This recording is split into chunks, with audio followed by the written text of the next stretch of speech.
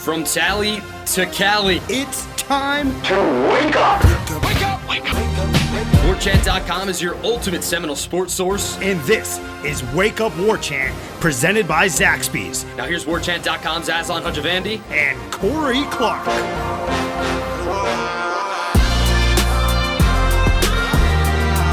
Wake up! What's up, everybody? It's Wake Up Warchant, proudly presented by Zaxby's Indescribably Good. Warchant.com is describably good. It's the ultimate Seminole sports source. We have a tagline, a slogan, and everything. Use the promo code WARCHANT30 for 30 free days of access to the website. Corey Clark joining me as always. I shouldn't say always, because the other day it was just you and Gene, so we're not always together, but you all know how it goes, folks. It's the Renegade Express edition of the program. Corey's here. He's on his pony. We're going to ride soon. But first, how are you, Corey? I'm good, buddy. I'm good. Went out Thursday, hit some golf balls at the range. That was pretty discouraging. Did some chipping and pitching around the green. Pleasantly surprised with that. Okay. And then hit balls with Stephanie for a little while on the tennis court, but I couldn't move because I pulled my hammy playing doubles with you and Ira a few days before that. I was there. I saw it happen. How are you? Are you on the mend yet or no? I'm on the mend. It's more like a Dalvin Cook hamstring. Like I could probably go, but I don't want to risk it. Right. So I'm going to save it for next week when I feel like I could be 100%. But yeah, that caught me pretty good going for that ball. Yeah. Famous Jeff Cameron was on hand to watch the last game of Steph and Corey versus myself and Ira, and Corey's out there, a la Kurt Gibson, a la Willis Reed, a la Kurt Schilling, and just gutted it out and put a winner right down the middle of the court between Ira and I. It was 1 point. We only played 1 point. I only did it because I was serving. So I just served, my thunder serve that and got the point, got the game, and then we were done. That was a wrap. So that was a good way to end. I don't want to give you too much advantage in the future contests that are set to be held between all of us, but crazily enough, I feel like your second serve is better than your first serve. Yeah, maybe I just here goes nothing. I don't know. And neither one of them are very good, and I should work on that. But, I'm just, Aslan, I'm just out there having fun. You saw the way I interacted with Stephanie. We're all just having a good time out there. Yeah. I wonder if Tennis Ump, if you're listening to this and you're ever in Tallahassee, I feel like you can maybe give us some pointers, or at least you could be the ump. Come umpire, yeah. You're not doing, there's no other tennis to umpire right now. Yeah. Come umpire our tennis. By the way, how goofy is that? Get on the court. I'm tired of it. Get on the court. Guys, we need some entertainment. You're essential. Entertain us. Yeah. When's golf coming back? There's got to be a real tournament coming back soon, right? Yeah, I think end of June or mid-June. Why aren't they out there now?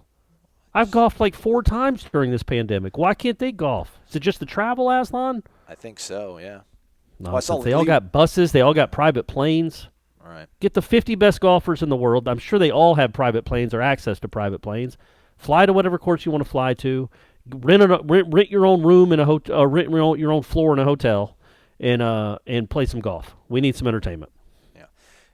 We also all need some food. I can't recommend Zaxby's enough. I actually went there on Wednesday evening for my dinner, Corey.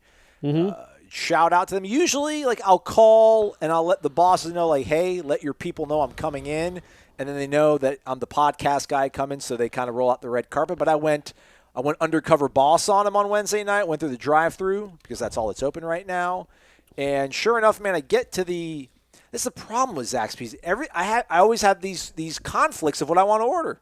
So the whole day I'm I'm going to get a chicken finger dinner plate. I'm just going to get the chicken fingers with the crinkle fries, Zax sauce, and the toast. Can't go wrong. I think there's some slaw in there maybe.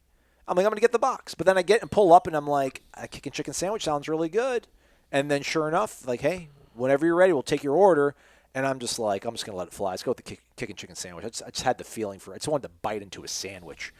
And then sure enough, I'm done making my order. Car in front of me, I'm done making my order. I start rolling forward. That car grabs its food, is gone. I pull up, hand them my card for payment. They've got gloves on, masks. And then they hand me back the card. And one young lady hands me back, is handling the payment. And then they have another person who's actually handling the food running. So that person then grabs the food and hands it to me. So it's not like they're touching the card, touching the register, touching my food. It's just one person touching food. Back and forth, back and forth, back and forth. Okay. And it was ready, and I'm well, that probably means that it might have been sitting under a heat lamp forever. No. The Texas toast was perfectly golden brown. The chicken fingers are perfectly tender per usual. The crinkle fries are on point. And the soda was great. Now, this is we've gone over this. I ordered Sprite, and it's a tricky thing because so many places run out of syrup, and they don't know until it's too late. And then you just have this nasty 3-2. And then you're just left with this nasty tonic soda water thing tasting. And actually, I went to another local restaurant last week, Corey, and ordered an Arnold Palmer. And, I didn't sip it when I got the food. They actually did curbside drop off to me. I got home and the worst case of all of it happened. And it was an unsweetened tea. It wasn't just sweet tea. It wasn't just lemonade. It wasn't a bad ratio. They gave me an unsweetened tea when I ordered an Arnold Palmer. Hurt. Didn't have to worry about anything. Zaxby's had it all taken care of. Well, that's why you can always count on Zaxby's. You said it, Corey. All right, man, we have a whole bunch of questions. I kind of accidentally, I guess, posted the Renegade Express solicitation of questions probably a little too early in the week, but maybe it's because we actually have some developing news from earlier in the week, and that is the regulations are being relaxed, so the whole moratorium on team activities that ran through the end of this month is going to expire at the end of this month, which means starting on June 1st, there can be voluntary workouts. Now, we don't know. I think I probably got too ahead of my skis on that when I first saw that reported. It felt like, all right, here we go. Team activities are going to resume and back to something close to normal. But I think even if they do report on the 1st, it sounds like most players are already back in Tallahassee. But if they all get together on the 1st, it's not going to be like, hey, all right, all of us are going to be practicing together or working out together. There's probably still going to be distancing and all those kind of things still in play, I would think. Oh yeah, for sure. I say for sure. I'm not on the governing body, but yeah. I can't imagine they're just going to have a normal football practice. It's going to be, quote unquote, voluntary. I think it's going to be a lot of what the DBs have been doing anyway with Cornegay. Some stuff like that. I think it's going to be groups. I don't think there's going to be a lot of sweating on each other. I don't think there's going to be a lot of breathing on each other. I hope there's some socially distant guidelines. I'm sure there will be. But, man, it is hot as Hades outside right now. You're in Florida in late May. As long as you're not breathing on each other or licking each other or spitting on each other, we hope that the transmission will be really hard to get outside, even if you're exerting. So, yeah, that's what I would think would happen. Is it's going to be I would think it would be kind of like PRPs, player-run practice stuff. Yeah, and that's what I would think. Or even if there were coaches involved, I think the coaching involved stuff would be more like what they did in the off season. Well, I can't remember what do they call their workouts? Call of Duty, Tour of Duty. Call of Duty, yeah. Tour of Duty. I think they could maybe do some of that type of stuff where it's just like conditioning. I don't know how much coaches are going to be allowed to get involved with actually. No, this is where your foot goes. No, this is the route I want you to run. Stuff like that. I think that'll be a lot of player stuff. But man, yeah, it's good to get out there. It's good to get out there and just get them back. Most of them, I think, are already in Tallahassee, which is good anyway. And yeah, it looks like all signs point to June 1st. They can start back up, and I assume somewhere on campus. All right, Corey. With that said, let's get to the questions. First one comes from Matt AMCZ. Wake up, fellas. Thank you for the live show Monday night. I'm kicking myself for missing it. I would have called in for sure. Please do more. All right. All right. There you go. That's a positive. Fantastic. Positive review. Also, do not sell yourselves short. You said on Monday's show, there's no such thing as a perfect podcast. Well, yours is as good as it gets. Amen. So far, this is a perfect comment / question. You're a tremendous slouch, Danny. Little Caddyshack for you, he says. I'm going to Right. I'm going to do a dad corner this week, he says. Corey, how do you motivate Brady with sports without being that crazy, intense dad? My 12-year-old is a 6 handicap, and he can beat me from the blue tees on occasion now. Very humbling. But I can't get him to practice a lot. He'd rather play Xbox and hang with his buddies. He easily has D1 potential for a scholarship. What would you recommend? He has all the best equipment and 36 holes right in our backyard. Thanks, gentlemen. Wow, yeah. Look, number one, I'm not the best. I wouldn't say I'm laid back with Brady. In fact, I'm too much. The thing I worry about most with Brady is that I'm going to burn him out not just a baseball, but anything he does, I like. It's hard for me to watch. He's a really good shooter in basketball, I'm talking about. And it's hard for me to watch him just out of the blue and for no reason completely change his form and like shoot it from his hip or shoot at Larry Bird over the top of his head. I'm like, where did that come from? You just made 3 in a row. Repeat it. And so anytime I'm out with Brady when it comes to and we've been doing a lot of sports, mainly just throwing the baseball. We really can't hit. I just want him to repeat the motion over and over again. And so in a perfect world, what I would like to do is not be so loud when he's not doing it correctly, but be louder when he's doing it correctly, like positive reinforcement. But at the end of the day, man, Brady's not you're a 6 handicap and you're 12? I mean, I don't know enough about golf and like the inner workings of like junior golf and where that would rank among really good. I mean, if he's a 6 handicap from the whites or the blues, how good could he be? Like what's the ceiling for a 12-year-old? Because it seems like he'd be bumping his head on it right now. And I think some kids, and again, it's easy for me to say, maybe he's better because he doesn't do it all the time. Like he doesn't feel the pressure maybe to do it all the time, so he just goes out there and has fun. And right now it's fun for him. I don't know. It's hard to comment on another kid or another parent. I know I would be if my kid was a 6 handicap. I would already send him to IMG. IMG. He'd already be at IMG in middle school. I don't even know if they have a middle school at IMG, but he'd be the one kid working. I want him to play 36 holes a day. Yeah, man, that's a really hard question, and that's my biggest problem with Brady. Honestly, is that the video games. And I get it. We're in a pandemic, so it's different. But I just, in most of the time, I'll make him go outside for an hour, whether it's walking, whether it's playing tennis, whether it's just throwing the baseball with me. But I'm not going to let him sit in that room all day. I can't do it. I don't want his brain to rot, and I don't want him to become a slug. So at least an hour and a half a day, he has to go do something active with his dad. But yeah, I'm certainly not the best to ask when it comes to raising a blue chip athlete because I don't think I'm doing it great right now. I'm too hard. Man, I'm hard on him with everything. When he's playing pool, when he's playing tennis, when he's playing basketball, it's just like I just want him to concentrate. Like, man, you just did awesome. Focus again and do it again. But he's off looking at butterflies.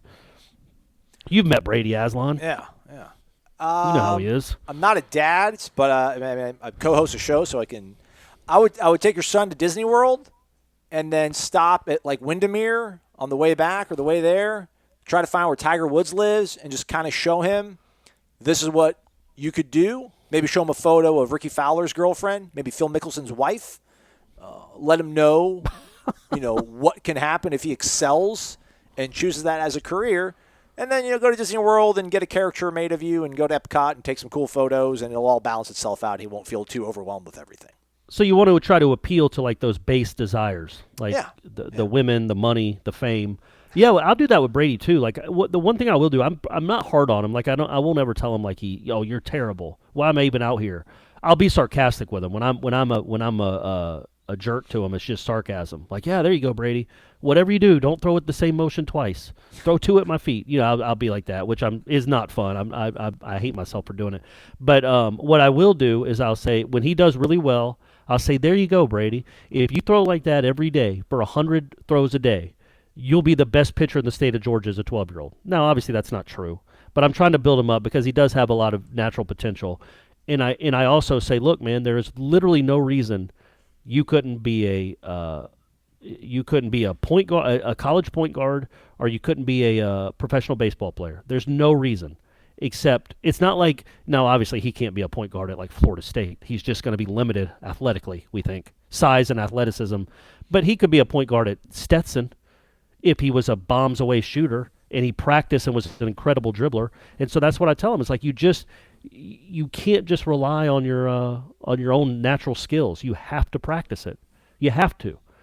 And then, but you can't make them do it. You know what I mean? I just think if you try to make them do it, I mean, I know there's some Agassi's out there, Agassi and Tiger Woods and people like that where they had these really incredibly involved parents. But then you also have the Todd Marinoviches of the world. So it's the bird in the hand. You want to, what is that? You squeeze it too tight and you kill it. You squeeze it too lightly, it flies away. Yeah. Yep. Is that that's exactly how it's worded, right? Ben Hogan, yeah. Ben Hogan said that about your golf grip.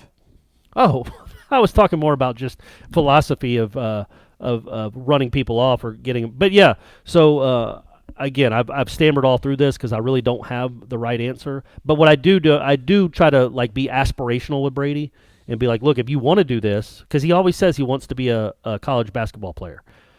And I'm like, look, man, and I'm real with him. I'm like, look, you look at my size and look at your mom's size. You know you're not going to be a 6'3" kid doing reverse dunks. But there are kids out there that play college basketball that are 5'10" or 5'11" and can really shoot and handle the ball. But you know what? I can promise you those kids didn't play Xbox for 6 hours a day. They didn't. So if that's really what you want to do, prove it. And I also say that if you prove to me that you'll really work, then I'll get you a trainer. Or I'll get you a hitting coach or whatever. But you have to prove to me that you want to put in the work. Winning has a price, Corey. Winning has a price. That's what I've been trying to say. And every day when we leave the house, I have a sign above the door that I make him tap. All right.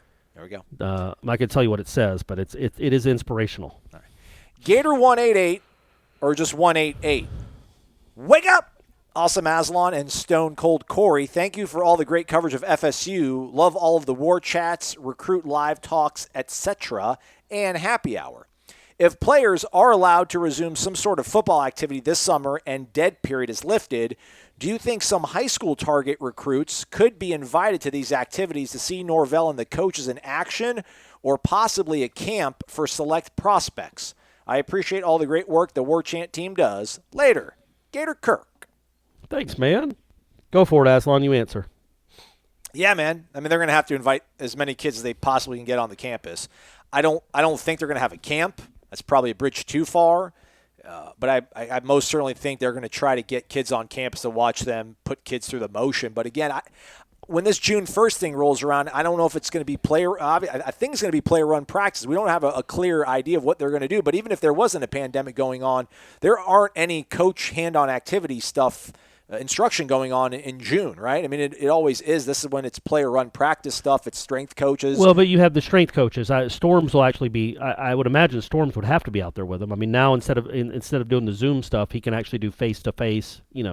Or 6 feet apart, face-to-face instruction. And right. I would assume the gyms will be open again because the gyms here are open. They'll just socially distance them in a way where they should. Be as safe as possible. So yeah, I don't know, but yeah, you definitely can't have the camps because that is a liability. And I've talked about liability a lot. Like if you choose to go to a football game and you happen to get sick in the stadium with 20,000 other people, that's your choice. Nobody's liable for that decision. But if you send your kid to a camp and you're told we're taking all the precautions, he'll be perfectly safe, we have it squared away, and then he gets sick at your camp, then that might be an issue. And so there's no way that I can't imagine a way these colleges, maybe things will change in the next month, but I can't imagine a way these colleges will have their normal summer camps. Right. Well, also, I don't know, they extended the dead period for, a few weeks ago, they tacked on to what it already was. So, but I mean, imagine as soon as the dead period is over and they can have kids on campus, I can't envision a scenario where they would not do everything they could to start getting kids on campus, because we saw what they were doing during the spring. I mean, before things got abruptly ended, I mean, they had they had so many high school coaches, so many high school prospects at practice. We're filming and observing the practice on the sidelines, and it's like you take a step over and you bump into a kid. You take another step over, you bump into a coach.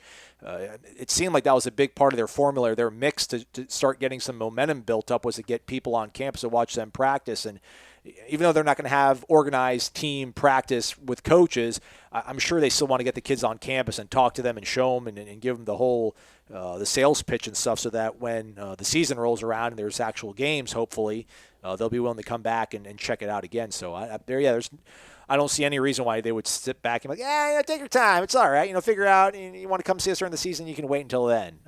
No, they got to get after it, man. They got to start getting this thing rolling. I don't know that they'll invite a bunch of kids to watch like voluntary workouts, but once practice starts up, and again, that might be earlier than normal because maybe the NCAA says or the ACC says, look, you've missed 12 spring practices, so we're adding 12 practices to your fall practices schedule. Whatever the case may be, they might practice maybe earlier in July than normal.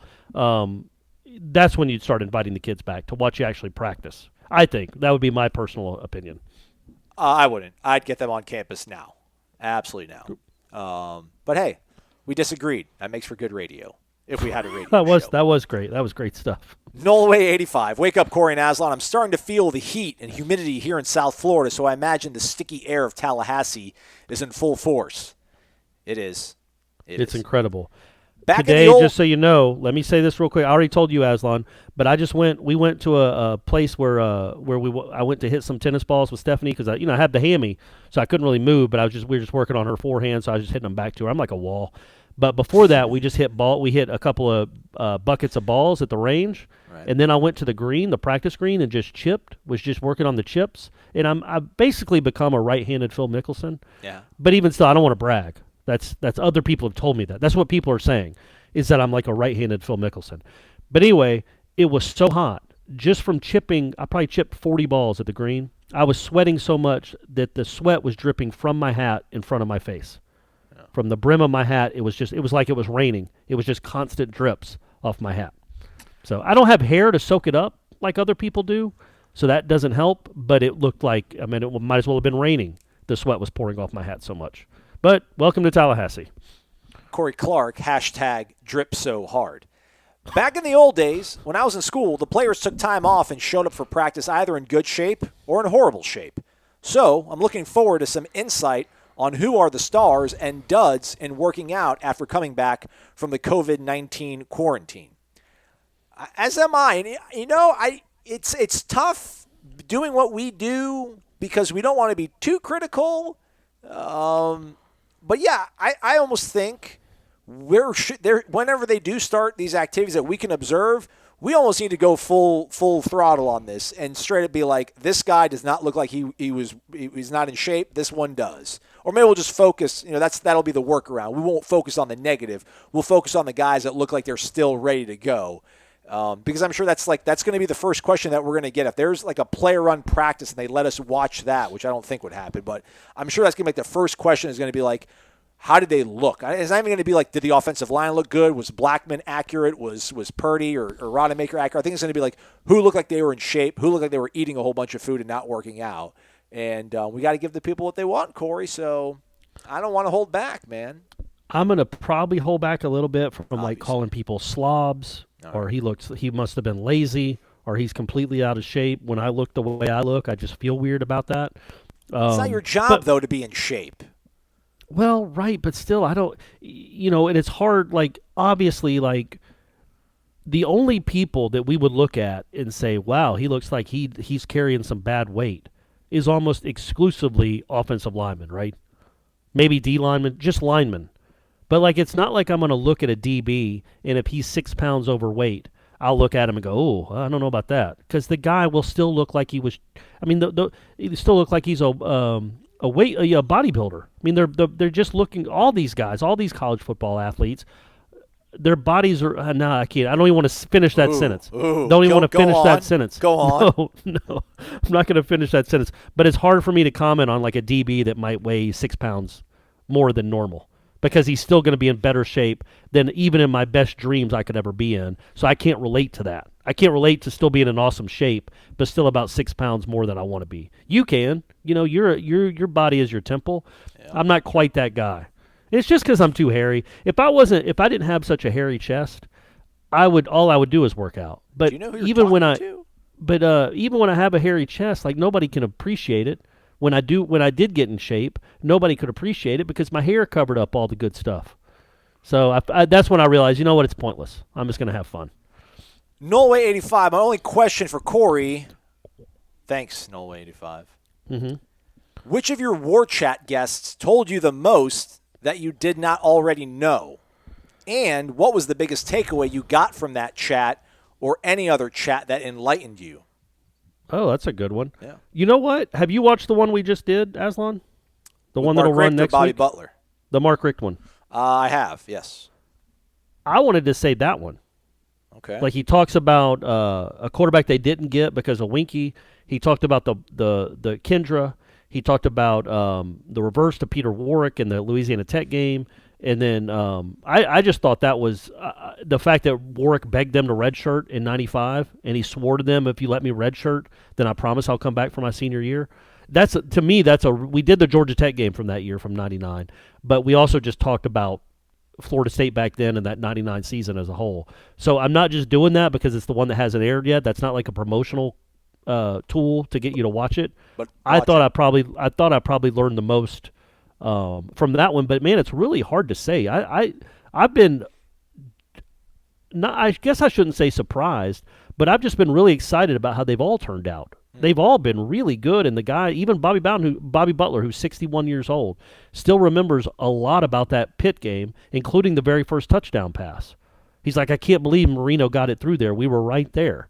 And he remembers they turned it over 7 times. And this was a game 40 years ago. And this wasn't some just Florida State player that never made anything of his career afterwards. He played in the league for a decade. In the NFL, more than a decade. So for him to still remember that one specific game from 40 years ago was just awesome. It was really neat. But I don't know that there's been one that told me more than the others. I don't know. What about you, Aslan? You've watched them all. And there were some games you didn't know anything about. Yeah, I mean, I wasn't even born for the Pitt game. I mean, I wasn't even alive. I wasn't on this planet. I wasn't even a thought. The anecdote that Mark Richt shares about Sebastian Janikowski is probably the best 90 seconds of all the war chats that have happened, so be on the lookout for that. That'll drop Wednesday. Again, it's my contemporary, I guess. The PK Sam one I thought was pretty cool just to hear him talk about, kind of share his thoughts about, Jeff Bowden, Chris Ricks, how that all sort of worked out, and just, him kind of humble bragging on that game or whatever, because everyone's going to remember that play. And PK's a good one too because of that play where he said, and I watched the video, and what he said is true about his route. He's like, look, I was supposed to run a drag, and I didn't even want to run it hard because I was afraid he'd throw me the ball. And then if he throws me the ball, I still got to go get 12 yards on my own. So the fact that he admitted that, and the fact that he, just talking about that play and that wasn't supposed to be the play. Same thing with Menace on the touchdown in the Florida game in '99. The fact that was a sight adjustment. I never knew that. That him and Winky were on the same page to that degree, where if the corner plays shallow, he's going to go to the corner of the end zone, and they had never practiced it like that before. It's just that they both saw the same thing, and Winky makes that throw and he makes that read. All that stuff, man, I think is just really, really interesting. Oh, yeah, and the romanticism of sport. I mean, just like the camaraderie of being on a team is something that I miss so much, but I have it now at Warchant with you and Ira and Gene and Michael. Mm-hmm. Right. Hearing Snoop talk about, hearing him light up talking about Sebastian Janikowski, not to bring everything back to Seabass, but that was great because you're like, why would a kid from, Miami and a kid from Poland, even though they're on the same team, especially as a kicker, no one ever talks to kickers. They're in their own little world.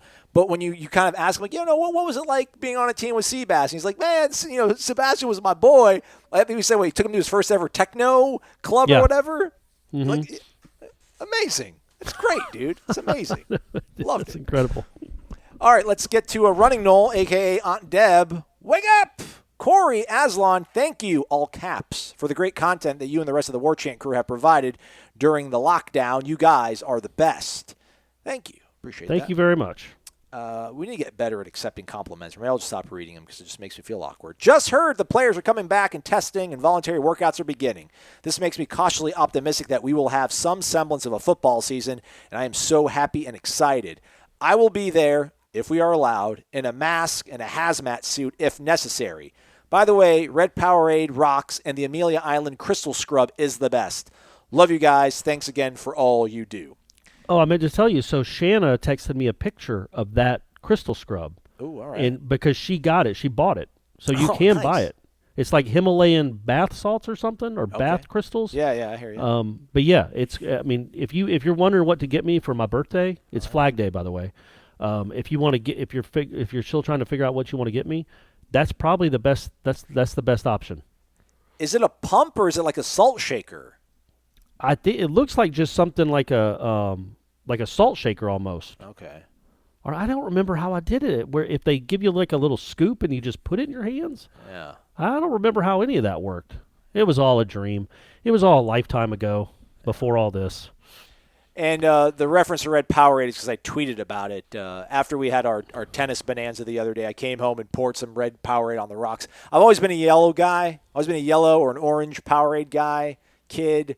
But my brother and his buddies actually had a whole bunch of red Powerade they bought during the Boise State weekend that they didn't ever drink. And I'm like, well, let me crack this open. It was delicious. I'm a fan. There you go. And yeah, it's Deb, right? Deb asked this question, right? Yeah. I hope you get to come to games too. I think there's momentum heading in that direction. Again, we're in May. These games don't start for another probably 3 months. So by that time, we should just be even more ahead of this thing, we hope. And they will allow people, again, I don't see it shoulder to shoulder, 80,000. But every other row, if you can, even if it's every other row and you let 40,000 in, or every third row and you let 30,000 in, or 28,000 in, I hope you get to come. And more important, not more importantly than Deb, obviously, Deb, you're very important. But the more important point is if you're one of the people, one of the select few that get the tickets, use them. Don't get because it's going to go to big money boosters. And we watched enough basketball games this year to see those primo seats right behind the benches would be completely void for either the whole game or for half a game or the first half of the first half. And there's just too many pockets of great seats that are empty.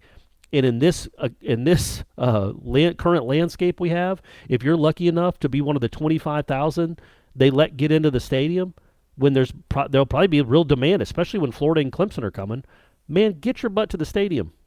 Or don't ask for the tickets. Donate them. I'm not saying, like, if you don't feel comfortable, don't do it. But don't get your tickets, reserve your tickets, get them sent to you, and then just sit on them. Because you're like, I don't feel like going this week. Let people use them. This year more than any other, right? Absolutely. Jack Knoll 03. Hey, Corey and Aslan. Everyone having been focused on having a college football season this year, but what if there's no high school football season in parts of the country, or their seasons are moved back? Does the NCAA have to think about scrapping the early signing period this year? Thanks again for the great content as of late. Wait, yeah, that's as of late? We just recently turned it on? I'm going to take the other side of Jack's comment and think that he means like since this all happened, we've done our best to keep people engaged and entertained. All right. That's what I would think. Not that we just became entertaining here in the last couple weeks. That's a good point, man, because it's so obviously high school football is completely different than college football. Like not every high school is going to have access to 100 tests every other game. In high school, man, those linemen, especially, all of them when you're tackling kids, but you're breathing on the same kid I know you're outdoors, but you're breathing on the same kid for 40 minutes.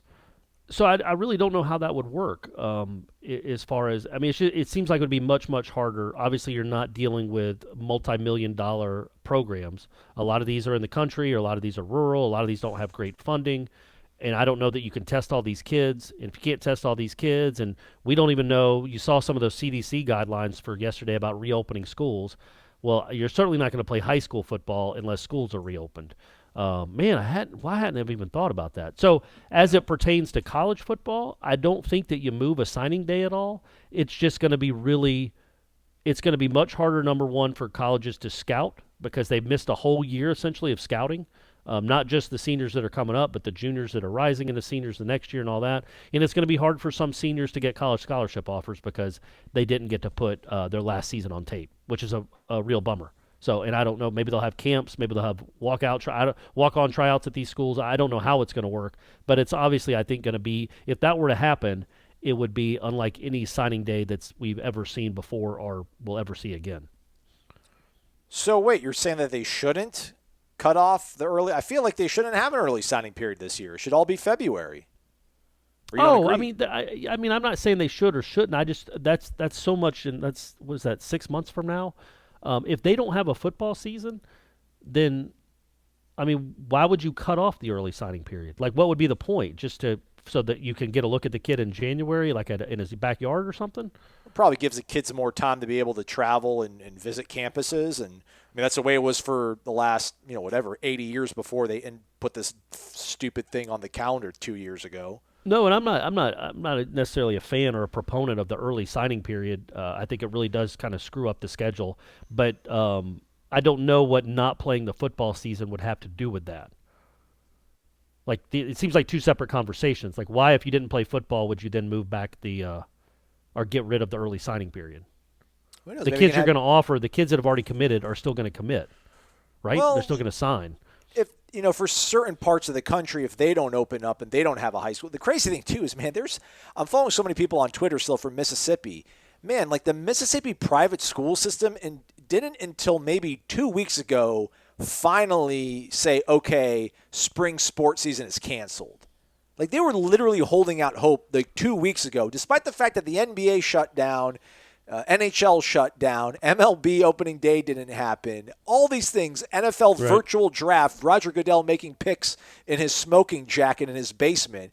Like Mississippi high school, even in Arkansas, somebody I follow, I think 2-3 weeks ago, tweeted about the same thing. Like they were holding out hope in the high schools that they were going to still be able to get their seasons played and finished. And we're not talking about high school football in Mississippi or Arkansas. We're talking volleyball, golf.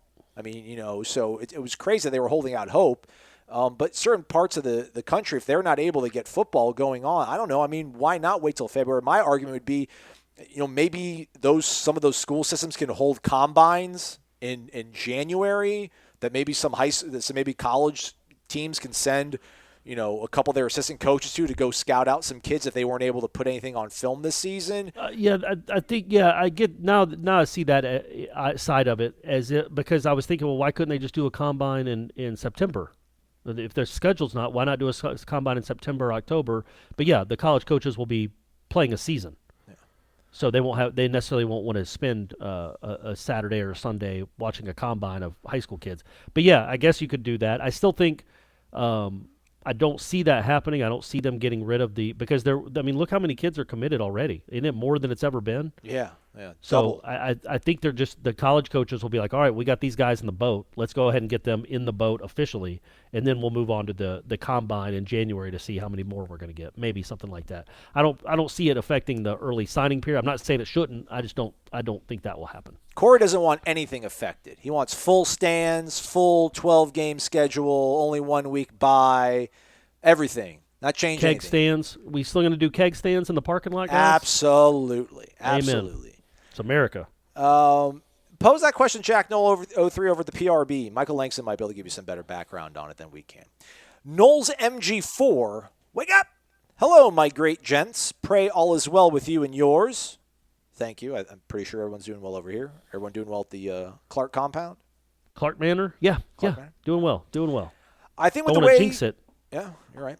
I think with the way the offensive line recruiting has been going, it will be the line and then the quarterback in terms of what I'm most focused or worried about once practice does start back up. This was just a tough time to have this pandemic hit, especially for our prestigious university. I do have a specific question, and it's for Corey. Thank you.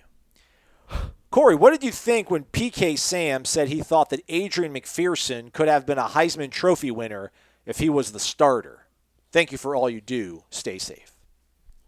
Man, I'll tell you this. I don't think I'm that bullish on Adrian McPherson because I saw him actually play.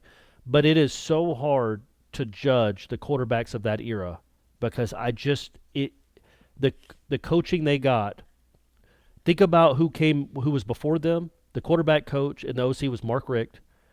And then after them, the quarterback coach and the OC was Jimbo Fisher. And in the middle, it was a combination of Jeff Bowden and Daryl Dickey, which is not a great combination. Certainly not on the par with Jimbo Fisher and Mark Richt. So if you put Adrian McPherson with Jimbo Fisher or with Mark Richt, I don't know if I'd say he's a Heisman candidate, but I think for sure he's the starter.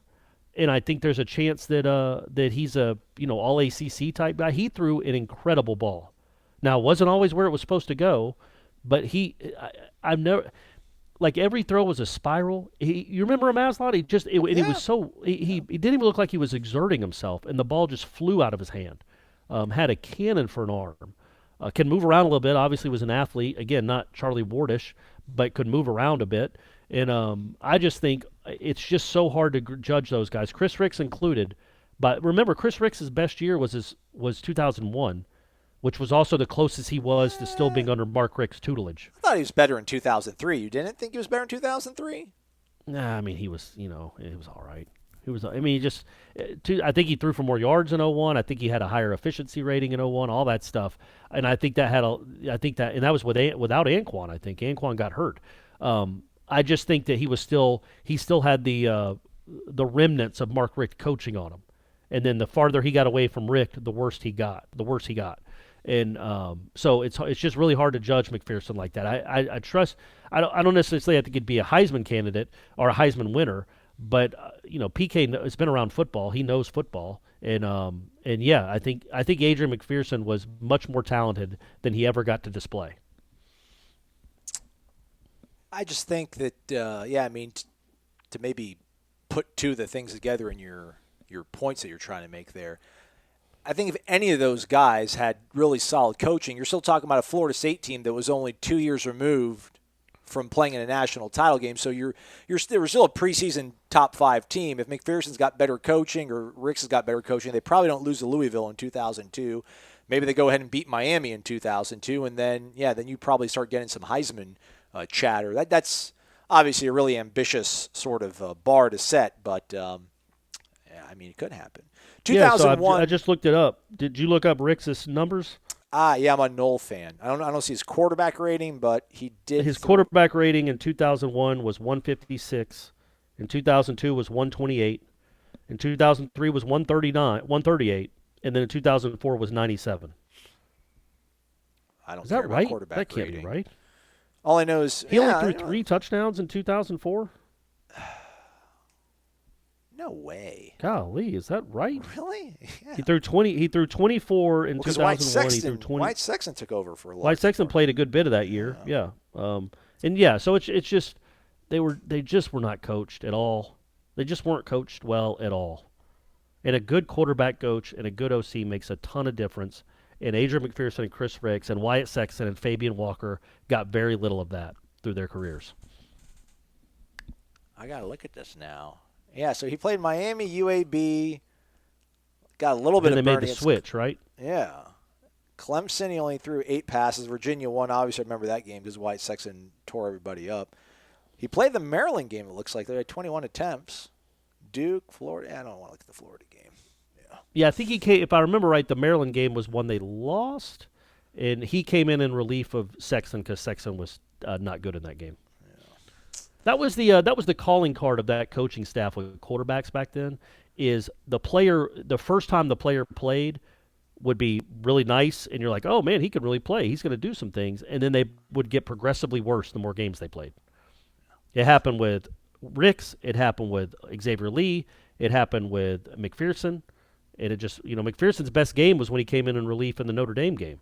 Yeah. And then it just kept, and you're like, wow, what is going on with this kid? And it's just because he's out there slinging it. And then once the coaches get more involved, it seemed like anyway, the worse they got. Okay, we could probably put both of these in the same bucket. Gort Loves the Knowles tells us to wake up, and I just read the players can voluntarily work out. I was wondering if prospects can voluntarily visit. Old Dad's a Knoll. This may be a question for the recruiting Q&A, but I'm asking here because Corey has been in tune with the virus information for a while. My question is, why have recruits been unable to visit the university? With no students and I assume limited staff on campus makes it hard for me to understand how hard it is to host 6 or 8 kids safely. If anything, it should be pretty easy. Old Dad.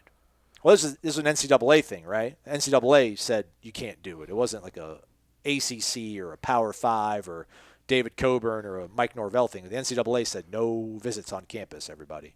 Right. Now, I think if you're a dad or a prospect with some initiative, you could say, look, Tallahassee's only 200 miles away. We got nothing else to do.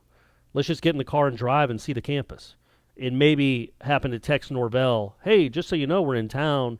If you want to come stand 6 feet apart from us by the statue and maybe walk with us around campus a little bit, that could happen. But yeah, you couldn't. It's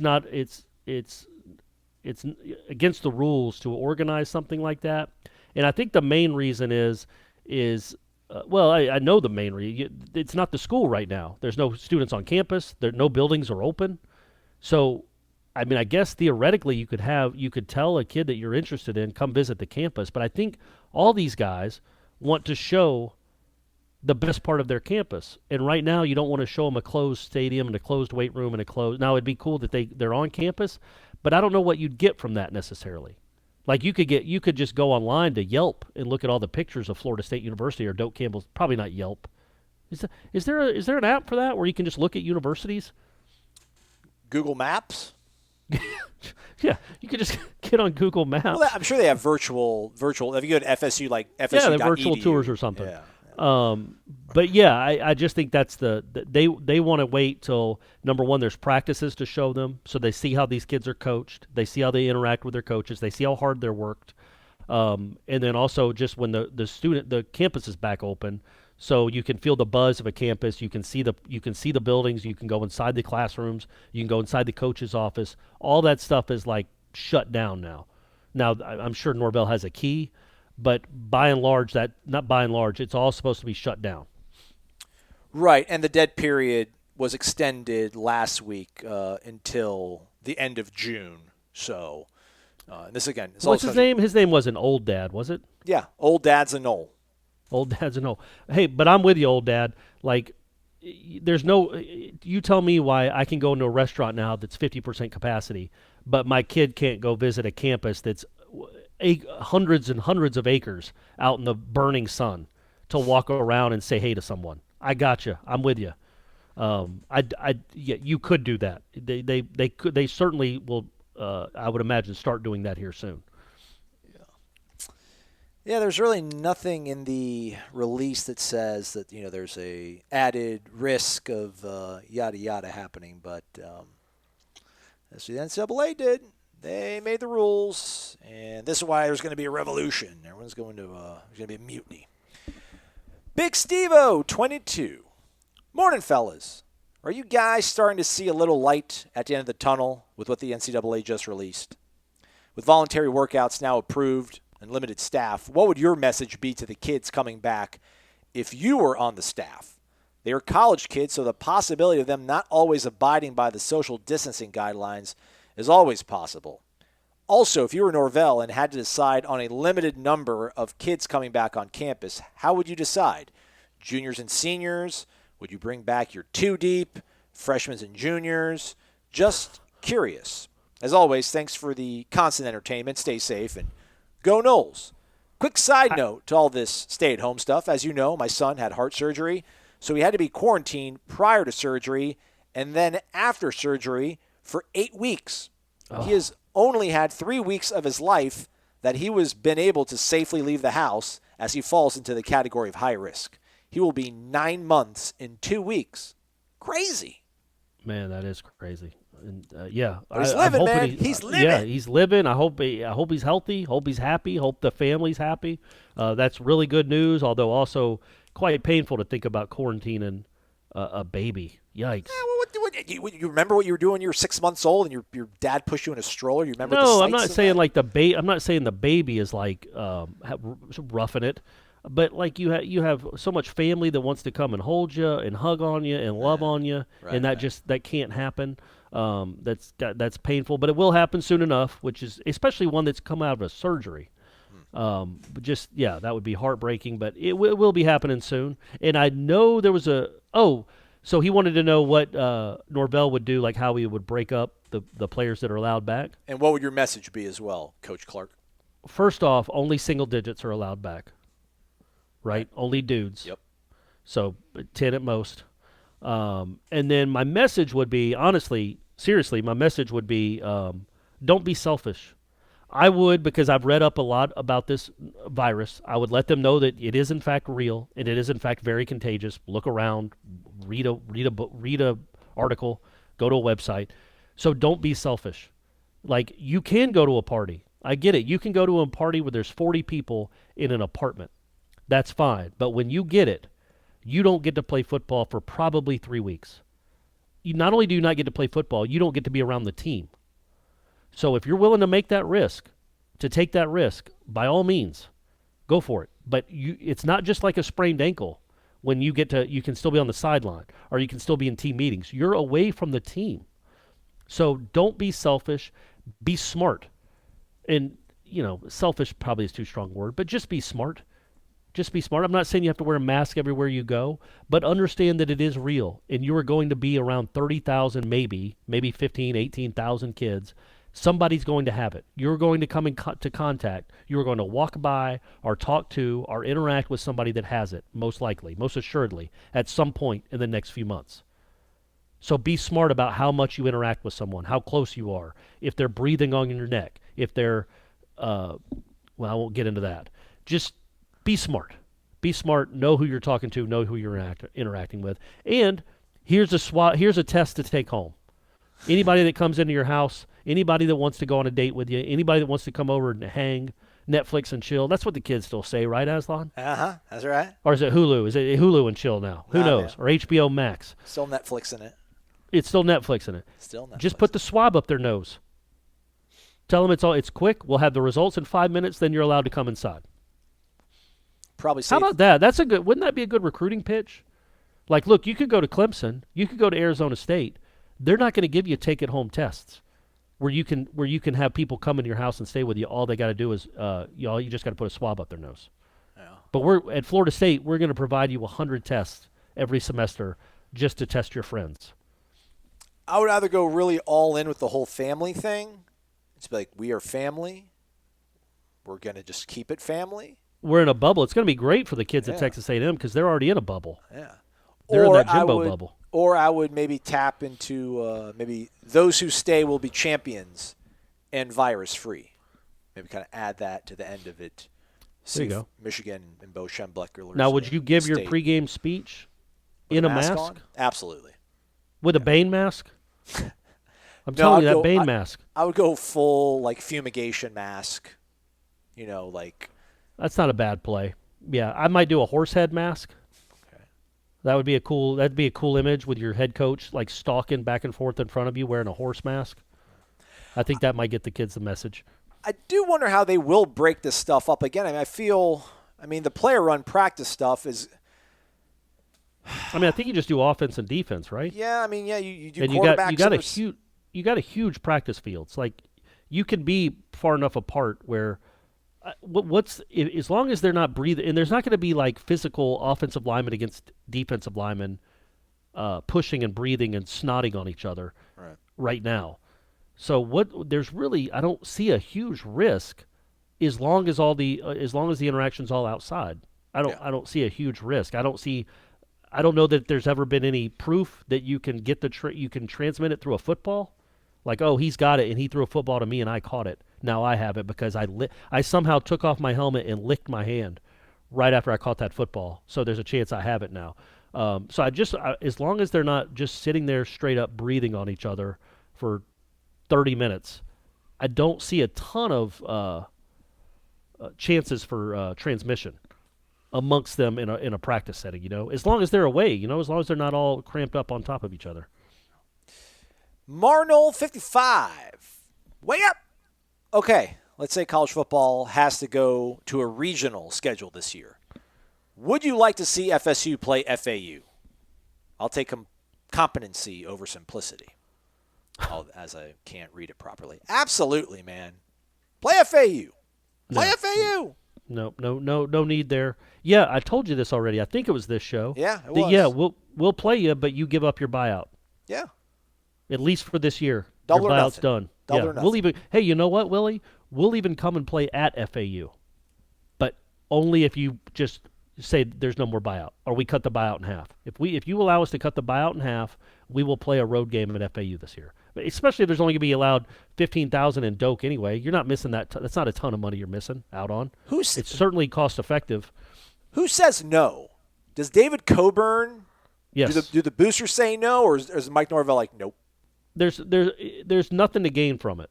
Like, there's plenty of FAU type schools out there that you could play. Whether it's Troy, Samford, who you are playing, FIU. FIU still has a team, don't they? Yeah. Get some ratings. This will be ratings gold, man. No, nobody. No. It wouldn't be. Nope. There's just think of the story if FAU beat you. Why would Norvell agree to that? To show that he's the man. To show he's got no fear. No, you know when he can do that is by beating Florida. He doesn't need to go play FAU So no, I wouldn't see a scenario where you would agree to that when there's other teams out there, Georgia Southern, Georgia Samford, State, yeah, anybody Samford, really. great. You don't have to do FAU. Let Willie have it. Give Willie a shot. Give him a shot. Tell you, if he Let him cuts try. his buyout in half in these troubling times, if he agrees to cut his buyout in half for a home, it's not even a home and home. It's just a home game. You get to host Florida State in your stadium for 800 people to watch. Yeah, because if they have to? I don't know what the capacity is at FAU, but if you have to cut it by 2/3, Right. I would assume you're talking about 8,000 people watching that game. So it's not really much of a road game. Right. Then yeah, by all means, go play at FAU. I'm being serious. Like if Willie was a spiteful guy and he tells Jimmy Sexton, write it up. I'll do it. I'll have my buyout if they come play us, and I'll go up there and play them. Do you do it? I'm being completely serious. Like if David Coburn's if you're told Coburn, you'll get $6 million in relief if you guys play him. Yes. Absolutely. Okay. 100%. Yeah. If I was Willie, I would do it. If I was Willie, I would do it. Why would Willie give up $6 million to come probably lose again in Doak Campbell Stadium? Because He's seen what if enough he losses wins? in Doak Campbell. What if you win? He has been a punching bag, joke, left for dead. I'd do it. All right. He's I doubt he would, but yeah, maybe he might. I don't know, man. I'm vengeful. I'm vengeful and spiteful and petty. Mm-hmm. I would do it. Yeah. Well, that's true. That's true. MCAT-DT 77. That stands for Marching Chiefs all the damn time. Which do you remember? Hey, by the way, I was thinking about this when we were talking about the 80 pit game because people brought up a cheer that Florida State used to have back in the old days. When I first started to go into games at Florida State, they had this cheer that was FSU one time and everybody would cheer. FSU 2 times and everybody would cheer. FSU 3 times, everybody would cheer. FSU all the damn time and the whole section would cheer really loudly. That's kind of a cool cheer, and it just went away. I think that was one of the casualties of the Warchant. Was nobody does I think Bill McGroth wrote a book, and that was the title of the book. Like FSU all the damn time or FSU all the time or something. It was in reference to that cheer. And now it's been gone for 30 years. I just thought of that today. Anyway, go ahead. Sorry, weird tangent. That's fine. I think widespread testing is going to be happening for all the student athletes.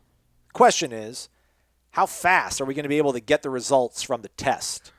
Tests are important, but results are more important in determining who is actually going to be eligible. So I had a cousin that was actually tested. All right. This was in Atlanta. And he said he got his results in 7 minutes. Ooh, rapid testing for the win. Yeah. I think, again, if we're talking about, really 2 weeks from now, I think you can get them.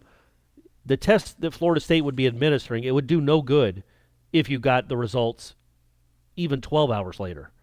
They have to be almost instantaneous. So I would say within 30 minutes you're going to have the results of those tests. Otherwise, it's pointless.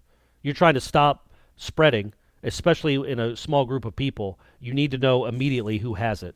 And if somebody does test positive, you can't then test everybody and then say, okay, we'll see who else has it in another day or two. So I do think I think the testing is being ramped up at a crazy amount. We've doubled it in the last month, more than doubled it. It's like 120% more than we were testing a month ago. And then I think a lot of them, I don't know for sure. That's just one anecdote from a cousin, but he got his test done in 7 minutes. My mom had a friend that got it done within 30. So I would think Florida State would buy the rapid tests because that's the only thing that would make sense for a college football team. So within an hour, within 30 minutes at the most, I think you would have you'd have a result. I don't know which sports league. I don't know if it was MLB or NBA or the NFL. I think it was the NBA. But basically they'll have like 2 layers. So like they'll test everybody, I think, standard and keep people quarantined. But if you actually show symptoms or they know you've been in contact with somebody who has it, then they'll administer the rapid test. So, I mean, ideally, I agree with you. Like, you want all the rapid tests that you can get, but I'm sure those cost more. I'm sure those are probably harder to come by, and there's going to be 130 other programs that want them as well, and there's going to be, bunch of basketball teams and a bunch of hockey teams, and I don't know if there's going to be. I mean, but then again, hey, it's 2 months away, 3 months away. Maybe the capacity for that specifically will be ramped up enough. But I forgot one of the leagues I was reading about, but they were actually going to have. They'll test people like standard or whatever. Like, well, I think it's MLB, because MLB's actually, they've converted their one laboratory in Colorado that they use specifically for PEDs. They're retrofitting that or flipping that to become just a coronavirus testing lab. So they'll send all their stuff to that lab. But like if you have symptoms or they know that you've been around somebody that had it, they'll perform the rapid test on you. And they're in a little bit of a different boat, obviously, because baseball plays every freaking day, so they can't test every day. But, with football playing one game a week, they can probably test twice a week and get away with it, even if they don't do rapid. So here's a couple numbers for you. In the last 3 days, including Thursday, so Tuesday, Wednesday, and Thursday of this week, this country has tested 1.2 million people just in the last 3 days. If you go back to that same time period, a month ago, it was 148, it was 160, and 147. So 355. So it was 530,000 for a 3-day stretch a month ago. And now it's 1.2 million for a 3-day stretch. So that's, again, like I said, that's whatever that is. That's more than a 100% increase, 120, 140% increase.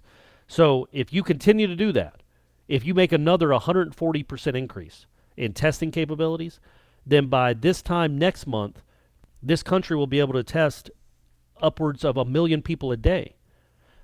I don't think we'll ever test 1 million people a day necessarily, but what that would tell me, and again, so they tested whatever they tested, 408,000 people on Thursday, 383,000 were negative. So that tells me that, number one, the vast majority of people that get tested don't have it. It's like a 6% rate right now, the people that are getting tested. But we should be, hopefully in another month, if we have the capability to test 700, 800,000 people, anybody that wants a test can get a test. It's going to be like the flu. And if it's like the flu, then there's nothing wrong, and there's no reason that a place like Florida State can't buy, $400 a week for their athletes. Right? If you're buying $400 a week, that comes out to whatever it comes out to, 60 a day, 70, 65 a day, 60 a day. No, less than that. 58 a day, 55 a day. That comes out to 55 a day in a country where you're testing over 600, 700,000 people. We can take that little hit.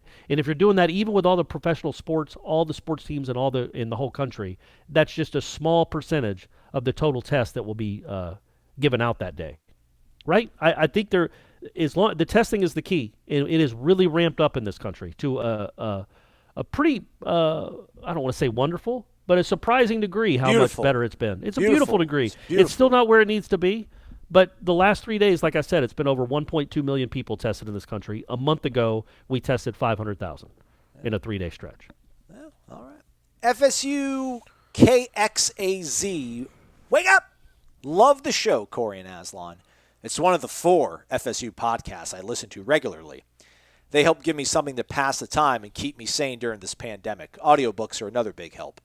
Anyhow, this week we had schools like Notre Dame, Purdue, etc. come out and say they're opening fall semester for students early and ending fall after Thanksgiving weekend. Then we heard the NCAA vote to allow sports and athletes to come back on campus June 1st. Then we heard FSU Athletic Director David Coburn say they've already started testing football players for COVID-19. It looks a lot more like we're going to have a full football season. Yay! I don't know how to read yay with an exclamation mark. That was good. I thought you pulled that off. By the way, before you get into the question, I just wanted to brag about my math skills. Okay. People got to see the Georgia Public Education math skills come into play, where I think I screwed up both equations that I tried. Wasn't probably even close on any of them, but I tried my best, and that's all that matters, right? Yep. Mm-hmm. Were you going to clarify something? Or were you going to actually fill there? No, I just wanted to brag about my quick math skills. What's 8 times 7? 56. Bam. That's right off the rote learning. Right off the dome, folks. Rote learning, man. Why would we ever want to venture off of it? I don't know. It's crazy trying to help my kid with math. I can't. I'm like, dude, I know the answer to that. It's really simple. I don't know what all those zeros you just wrote on your paper for. They make no sense to me. That's the goofiest way to ever solve that problem. Here's how you do it. And Brady's like, well, they don't let us do it like this. And I'm like, well, this is how you do it. This doesn't make sense. Also, just get out a phone and use a calculator. It's 2020. Go ahead, Aslan. Sorry. I want to go on a tangent, but let's get this show over with. Okay, please. Will there be fans in the stands? Will they test the fans? And is there any truth to the rumor that vodka cures all that ails? I'm not sure, but I drink plenty of it and am quite healthy always. Well, there you go. That's all the evidence you need. There you go. Done. If you're healthy, then it's working for you. I don't know how you could. I was just talking about you're testing 500 athletes at Florida State a week. I don't know that you can then also buy tests for 20,000 fans. Who would pay for them? Do the fans have to pay for them? No, they're not testing fans. What are they going to? Even if a 7-minute wait, what are they going to do? Like you get swabbed or whatever, then where do you wait? No, I would think the only way that would happen is you would have to prove that you just passed the test.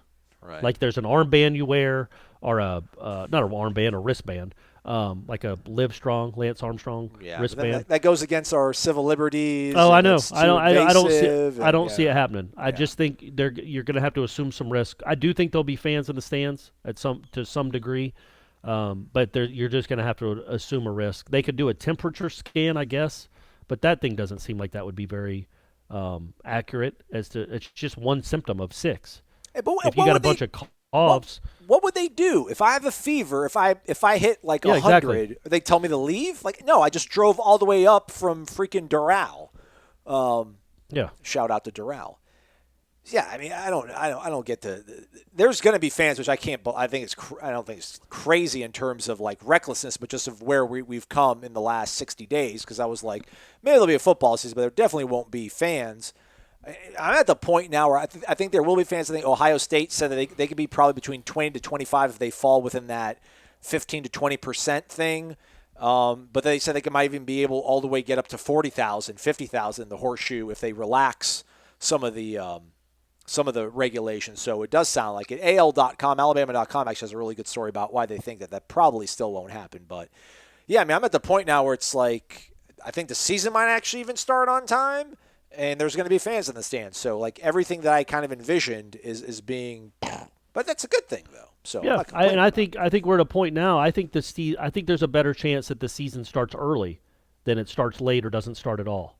That'd be crazy, I definitely think the season's being played. I think there's a chance the way the tea leaves seem to be – tea leaves don't blow, do they?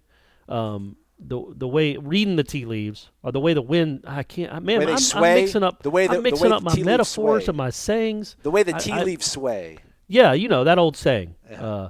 But I think that there's a chance they move every game up. If they get rid of the non-conference games, which I'm not saying they will, but if they decide to just do conference only or regional only, they move them up and start playing maybe a week or two early. And so all the rivalry games are played before Thanksgiving or even maybe 2 weeks before Thanksgiving. And then the bowl game, I don't know what you do. The bowl game, let's just worry about that when we get there. But I do think they want to take advantage of the warmer weather, and I think they want to take advantage. They just don't want a Florida State game canceled because 26 people on the Florida campus tested positive.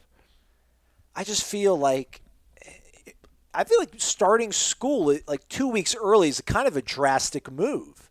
It is. That's what I'm saying. But if you're doing that, it seems like you could also just the travel is going to be so different. Who knows what's going to happen to these games? But I just think there doesn't seem like it would be that big a deal. Florida State moved a game to its own stadium, and this was with a full stadium, 60,000, on 3 days' notice. They were able to play. They were able to host Boise State last year. I don't think if you gave them a month notice that, hey, that Samford game that we had scheduled for September 7th, that's now going to be August 27th, I don't think that would be a big deal. Just trying to think of in the grand scheme of things that are going to get, I just think in the grand scheme of things that have to be changed and altered, like moving a season up 2 weeks to me is that's a big deal. I would hope that asking people to sit 6 feet away from each other to watch the game would be understood and okay, I'll go along with it. I'm fine with that because I realize, the sacrifice, quote unquote, that everyone's making to make the season go on. So if I can get into the stadium and I have to stand 10, 12 feet away from somebody, I'll be fine. I won't complain about that. But We'll cross that. Yeah, bridge it when we would be get there. nice. It would be nice because otherwise they might. The problem with that is if people are like, you don't owe me. The last time I woke up, when I woke up this morning, I was in a free country. Yeah. It's like, okay, well, number one, does that mean you drive 130 on the highway? Like you could no, because that's unsafe. And you like to think about your fellow. Man, I would love to get my Mazda MX-5 and just gun it. Just you know how many horses I got under that hood? Oh, dog! Are you kidding me? Let's go! I'd love to punch it to about 96, but I can't because I don't want to kill myself or other people. And so hopefully people maybe have that mindset when they go inside. But maybe even more to the point, if crowds show that they continue to not show the social distancing and they keep glomming together and not being apart, they might just shut down the fans going to the games. That's what I don't want to see. So if you are one of the lucky ones, that if there are social distancing guidelines, whether you don't believe in them or not, just so the other people can enjoy the game and you can keep coming back to games, try to, stay within what the university in the earth is asking you to do. The AL.com story does a really good job of illuminating this. I should probably my buddy actually wrote it. I should probably brought him on the show. It's just going to be, they're going to try everything they can. There's a quote in there just about that one of these college administrators is saying, like, we don't want to even rush it right now because we don't even know what's going to happen in 2 months in terms of positive developments to where we might not need to limit it to only 20 or 25. We might be able to have 75% of the stands. But then you think about, okay, like if Shanna wants to come to a game and she wants to bring Brady and like your mom or something, it's like, well, they're a family. Like, do they all need to sit 6 feet away from each other? And then how do you put families or people that know each other that have 6 seats, and then how do you put them together with people that only want 2 seats or 3 seats and they don't know each other and it's random people? I do think, and you've mentioned like there's a sense of risk and there has to be, that it has to be accepted. Maybe you have people sign releases. There needs to be like a Section B animals crazy section where it's like, all right, go ahead. You folks want to all be elbow to elbow and yell and hug each other and be around each other. All right, y'all get one. You get Section IDGAF. I don't give a blank. Y'all can be there, and then everybody else. That's not a bad idea, and it's like probably 1,500 seats that you just sell to them to just do whatever. They can take off shirts, they can rub their bodies on each other, not in that kind of way, just in a like we're hugging, we're loving on each other, pour beer down each other's throats. Whatever y'all want to do in that section is fine. Just afterwards, don't go visit a nursing home or people that have bad conditions. But other than that, do whatever you want. That's right, Aslan. I agree with that. The people that want to observe the social distancing guidelines, they get 1/2 of the stadium. Or maybe even 2/3 of the stadium. Yes, 2/3. And then the people that don't, go send them into the student section in the end zone and have at it. Have at it, guys. Maxwell Gibbs got the last question. One thing, last point on that in terms of fans and stuff. I think a lot of people assume that you're well-heeled, more wealthy, affluent boosters are going to be the ones that are going to gobble up all the tickets. But there's going to have to be a mix involved to not freeze people out. But for a lot of schools, they're going to have to give a lot of tickets to students. And it's going to be interesting because for so many universities, Florida State being one of them, student fees, athletic activities fees are included into your tuition.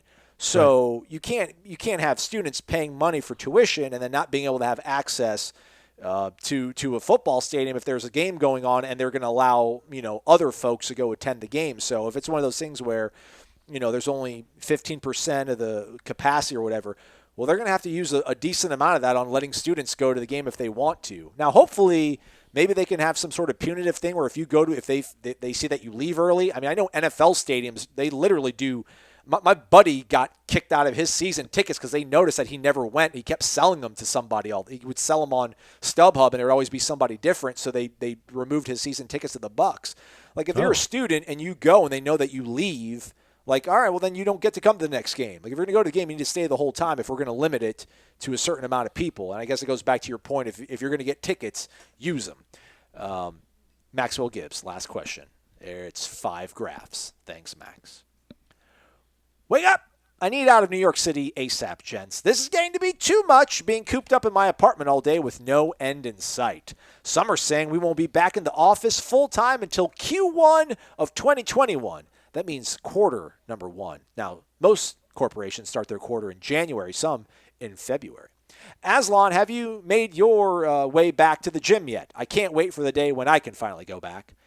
Absolutely not. I have not gone back. I don't even think my gym is open. I think the gym that I use, they're not open yet. I'm not. I'm not big on that right now. People spittle all the time. I'm not trying to get it. Anyhow, guys, the other day I was thinking about something, and that something is how the Saints of the New Orleans NFL franchise have utilized Taysom Hill and how the Philadelphia Eagles drafted Jalen Hurts with the intention of using him probably in a similar role. Do you believe that Jordan Travis could be a guy who plays this role for the upcoming season, or maybe Travis J? We know that Willie wanted to use him on both sides of the ball. Could you see Norvell doing this as well? Season can't get here fast enough, guys. It's really one of the few things that gives me hope each day. Yeah, I wonder, maybe I should go look and see on the roster. I wonder how many of the current Florida State players played quarterback in high school. I'm sure there's more than one. I'm sure Travis J isn't the only one that's playing a different position now that was also a quarterback. But he might be the best one. And, yeah, just the way they talked about him, like I've seen clips, obviously, but I never saw him play in person. He certainly seems like he could be a weapon, and Norvell seems like the kind of guy that wants to use all weapons on deck, and as many tools as he can find to move the ball. I would think Travis J would be somebody they'd give a look to. But the other part of my brain is like, yeah, man, they're trying to make him like an NFL corner, and maybe they don't want to take whatever that would be, 15 or 20 minutes of every practice to teach him how to run a read option the right way or to learn a couple plays. I don't know. I'd be all for it, man. I'd be all for getting – I love my running quarterbacks. Love them. I would like to see some sort of resolution on Jordan Travis. He seems like a great kid. I'm not all that bullish on, what he'll mean or factor into Florida State's success, but there seems to be a – I guess it's because he's the backup quarterback. It happens everywhere. But there seems to be a growing contingent of fans, and again, a lot of it is because they're over James Blackman. But that they want to see kind of Jordan Travis unleashed. Give him free reign, see what can happen. Like what's the worst that could happen? What do you have to lose? But I do wonder if they're going to have to pare things down and make it like more simple. So I mean, to your point of like pulling a guy away for 15 minutes, like do you? Not even so much like taking Travis J away for 15 minutes from the defense, but do you want the offense to have to worry about a different sort of cadence to the guy that they're going to have to be blocking for, or receivers having to worry about, the way a ball comes off one of the quarterback's hands compared to the other guy, and et cetera, et cetera. I mean, I feel like there's going to be less creativity, more kind of fundamental, blunt force is going to win over everything. Like football is going to return to caveman football. At least I hope, but probably not. That's all I got. I'm done. That's all you got? Well, this has been a long show, man. It has been. I'm exhausted. It's been a long show. We had some technical difficulties through no fault of your own, through your no fault of yours, but we had some technical difficulties. I feel like we've been recording this show since April. I'm looking at the clock. Oh my gosh, it's been long. I know. Daddy's going to go get a beer, I think. What do you think about that, Aslan? Are you going to look at in a public setting? Yeah. You know what? I've done that a couple of times this week. I like to visit local establishments in Tallahassee. Try to give them some money. Try to take care of the local folks. Staying out. Still not feeling inside at all. Even though they've made adjustments to their bar and to their seating. Still not feeling it inside.